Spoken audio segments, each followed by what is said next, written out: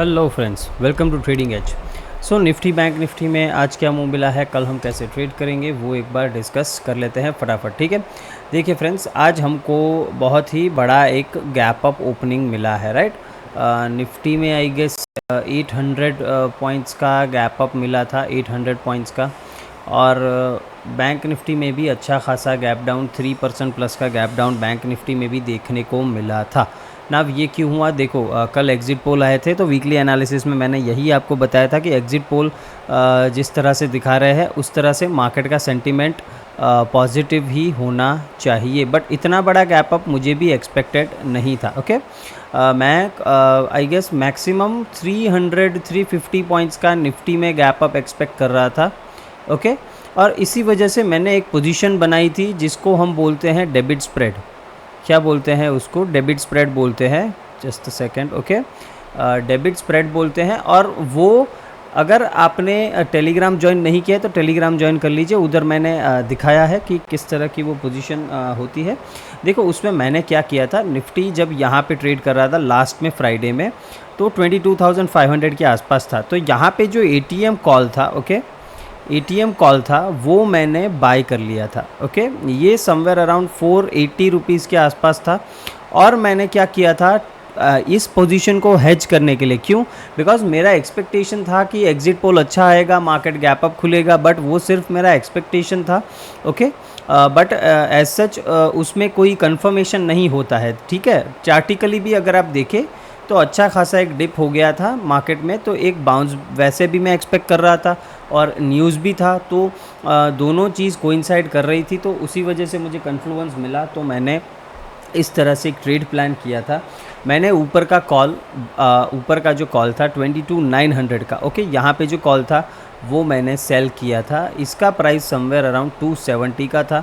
Okay, और यहाँ पे जो कॉल मैंने बाई किया था 22,500 का, उसका प्राइस समवेयर अराउंड 480 था। ओके, तो अगर देखो ये पोजीशन बनाने का मतलब क्या है कि अगर निफ्टी यहाँ से 500 पॉइंट गैप डाउन भी खुलता, ठीक है, तो भी मेरा लॉस फिक्स था। इसमें जो डिफरेंस आपको दिख रहा है, ओके, 200 पॉइंट्स का अप्रॉक्सीमेटली, मतलब मेरा लॉस फिक्स था कि मुझे 5,000 का लॉस, 5,000 रुपीज़ का लॉस होता मुझे पर लॉट। ठीक है, पर लॉट मुझे इतना लॉस होता, ये मेरा फिक्स था। अगर मैं ये हेज नहीं करता तो क्या होता कि ये जो 480 वाला है ये पूरा मेरा रिस्क हो जाता। ओके, तो उसी वजह से मैंने इस तरह की पोजीशन बनाई थी। ये पोजीशन मैंने टेलीग्राम पे अपडेट नहीं किया था बिकॉज आई डिडंट वांट कि आप इतना बड़ा रिस्क लो। ठीक है, मुझे रिस्क मैनेजमेंट आता है, मैं अपने प्रॉफिट में से रिस्क लेता हूँ, कुछ परसेंटेज ही रिस्क लेता हूँ। ठीक है, इसमें मुझे क्या प्रॉफिट हुआ, देखो अगर आप इसको देखोगे आज मॉर्निंग में जहाँ पे ओपन हुआ, मैंने समवेयर अराउंड यहीं पे जब मार्केट थोड़ा नीचे आने लगा मैंने बुक कर लिया अपना पूरा पोजीशन। ठीक है, ये क्यों किया, देखो बिकॉज इतने बड़े गैप अप के बाद मार्केट का थोड़ा नीचे आना लाजमी है, और मैंने बताया था कि FIIs हेविली शॉर्ट है, तो ये भी मुझे एक डर था, तो मैंने उसको बुक कर लिया उस पोजीशन को। उसमें मुझे कितना मिला, देखो उसमें मुझे आई गेस 80 to 90 पॉइंट्स का नेट टू नेट प्रॉफिट मिला है। ओके, तो आप बोलोगे सर सिर्फ इतना बड़ा गैप अप और आपको इतना ही पॉइंट्स मिला। देखो फर्स्ट थिंग कि मुझे इतने बड़े गैप अप की उम्मीद नहीं थी। मेरा सोचना था कि 22,900 के नीचे नीचे ही कुछ गैप अप ओपन होना चाहिए, इससे ज़्यादा का मुझे एक्सपेक्टेशन नहीं था।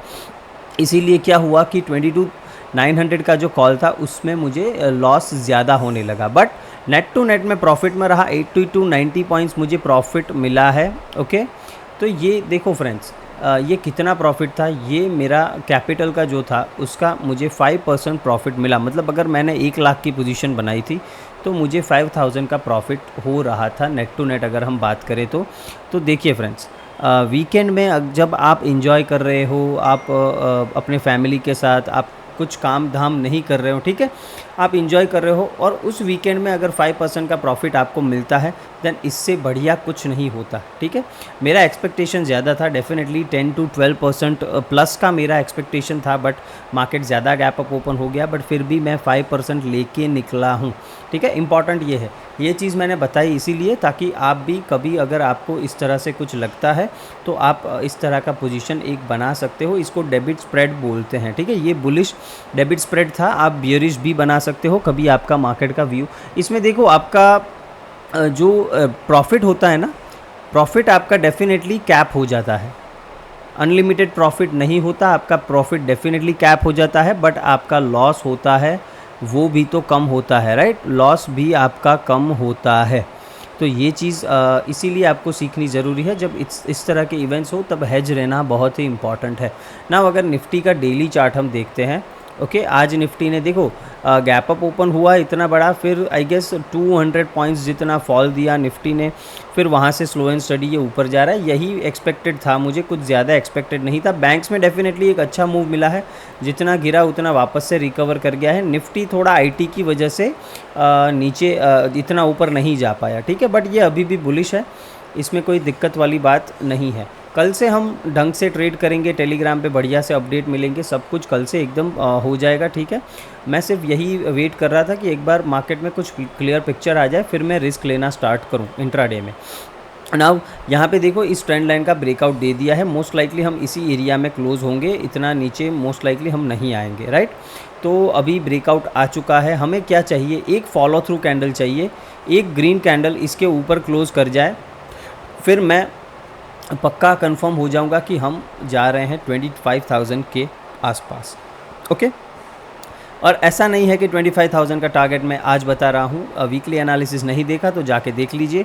मैंने वीकली एनालिसिस में भी बताया था कि अगर हम जिस तरह का जो रिज़ल्ट आया है, एग्जिट पोल आया है, उस तरह का अगर रिज़ल्ट आ गया देन हम 25,000 बहुत ही ईजीली क्रॉस कर जाएंगे। और बैंक निफ्टी में मैंने 53,000 का टारगेट आप लोगों को बोला था, ओके। 53,000 का 51,000 का हाई तो हमने आज ही लगा दिया है, सिंपल है। नाउ आ जाते हैं एनालिसिस पे, कल ट्रेड कैसे करना है। देखो मैं फर्स्ट थिंग, अगर आप नए हो, आपको मार्केट में इतना सब कुछ नहीं आता है, देन प्लीज़ एक चीज़ का ध्यान रखना कि आप ज़्यादा एग्रेसिव ट्रेड्स नहीं करना है, सिंपल है। ज़्यादा एग्रेसिव ट्रेड मत करना, बिकॉज ये फिर आपको दिक्कत दे सकता है। कल वॉलेटिलिटी ज़्यादा होगी तो क्वांटिटी कम रख के और स्टॉप लॉस टाइट रख के काम करना होगा। कल एक चीज़ आपको करनी है, देखो लॉस आपको कम करना है, बट कोई भी ट्रेड, मान लेते हैं आपने यहाँ पे कोई ट्रेड इनिशिएट किया और अगर वो आपकी डायरेक्शन में जा रहा है तो इसको राइड करना है, समझ रहे हो मेरी बात, इसको राइड करना है। प्रॉफिट डेफिनेटली आपको, लॉस डेफिनेटली आपको कम करना है। थोड़ा सा भी नीचे जाए अपनी पोजीशन कट कर दो, वापस से ऊपर मुड़ता हुआ देखे वापस से बाइंग कर लो, ठीक है। बट अगर आपका जो लॉस है उसको आप होल्ड करके रहोगे तो आपको बड़ा लॉस हो सकता है कल, ठीक है। तो ऐसा नहीं करना है। जब प्रॉफिट हो जिस पोजीशन में उसको आप ट्रेल करते जाओ, जितना हो सके उतना राइड करो।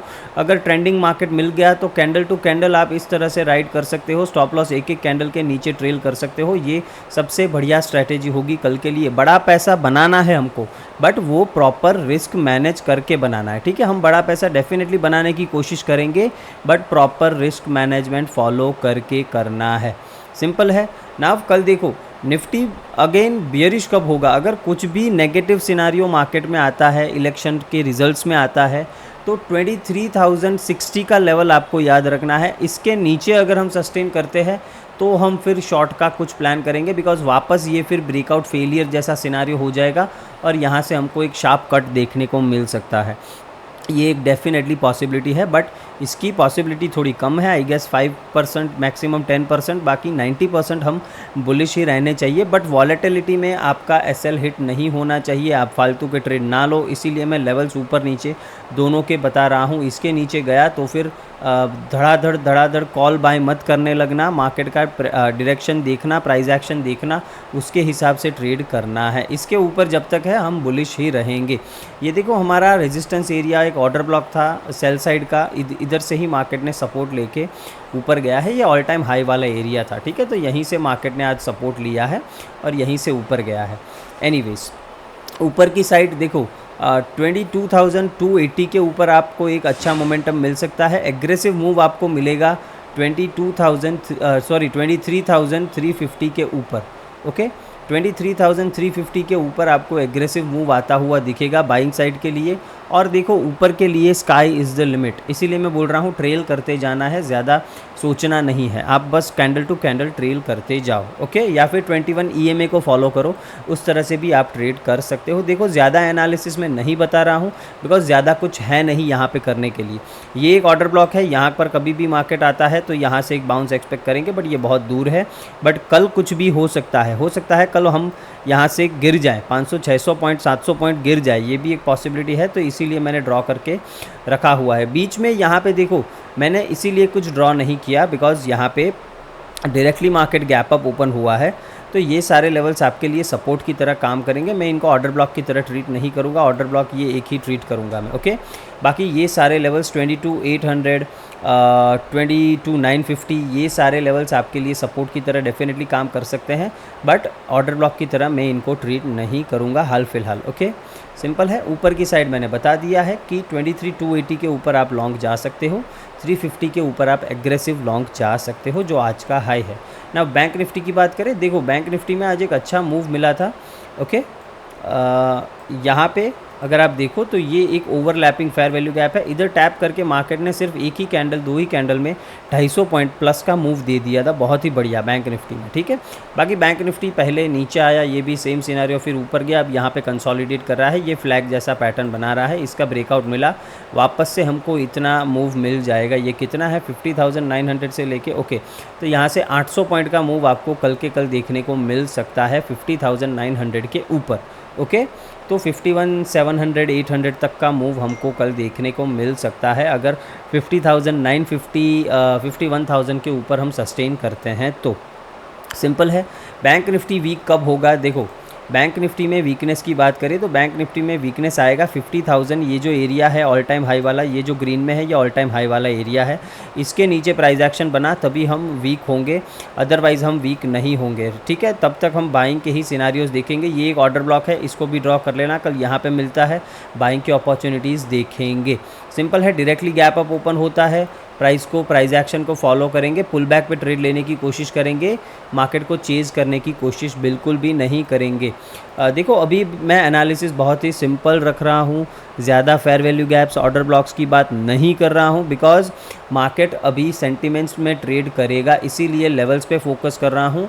फिर हम वेडनेसडे या थर्सडे से वापस से हम हमारे order blocks, fair value gaps, इन सब चीज़ों पे काम करेंगे, बट अभी हम इस तरह से काम नहीं कर रहे हैं बिकॉज़ मार्केट में कुछ बड़ा न्यूज़ आने वाला है, तो मार्केट वाइडली रिएक्ट कर सकता है। मैं आपको बता दूं कि यहाँ से आपको बाइंग करना है और हो सकता है मार्केट यहाँ से धड़ाम से ऐसे गिरता ही जाए और आप बाई करते जाओ, तो इसीलिए मैं आपको इस तरह से अभी ऑर्डर ब्लॉक्स वगैरह नहीं दे रहा हूँ, ठीक है। और बैंक निफ्टी में देखा जाए तो ये भी एक ऑर्डर ब्लॉक है, ओके, यहाँ पर बिकॉज ये गैप अप ओपनिंग मिली है इसके बाद, तो ये एक स्ट्रॉन्ग सपोर्ट की तरह डेफिनेटली काम हमारे लिए करेगा 49,000 के आसपास का लेवल, ओके। तो होप फ्रेंड्स आपको एनालिसिस पसंद आया है, वीडियो को लाइक शेयर एंड सब्सक्राइब ज़रूर करना है। Thank you friends.